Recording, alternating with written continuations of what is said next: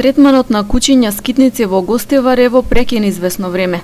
Двата стационари каде се вршеше вакцинирање, кастрирање и чипирање на заловените животни паузираат со работа. Според објаснувањето на првиот човек на општината Арбен Таравари, поради пандемијата и изборите, не биле во можност да ги продолжат договорите за ангажман на работниците.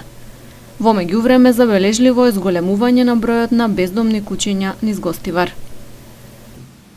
Вработените во тие стационари поради пандемијата и поради изборите не можевме да им продолжиме договори. И двајцата вработени што беа издржаа 2-3 месеци без плата и потоа се откажаа, меѓутоа од минатата недела им направивме нови договори и се надевам сега повторно ќе ги активираме и двата стационара, меѓутоа таму ние ќе ставиме максимум 200-300 кучиња, повеќе не можеме, толку се капацитетите, а во градот има многу повеќе од тој број што го кажува. Дел од проблемот градоначалникот лоцира и во носењето на кучиња од други градови во Гостивар. Доколку полицијата го спречи тоа, ситуацијата ќе биде поинаква, нагласува тој. Слушам дека од соседните општини се зборувало дека Гостивар ги третира кучињата, има стационари, се што имаме да ги однесеме.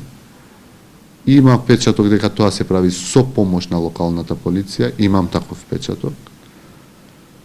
Имавме и одредени снимки што ги фативме со камиони, не сега, пред 7-8 месеци, 1 година. Ги испративме во полиција, знаете, никаква реакција, ништо никој не реагира. Како за повеќето лоши феномени во општеството.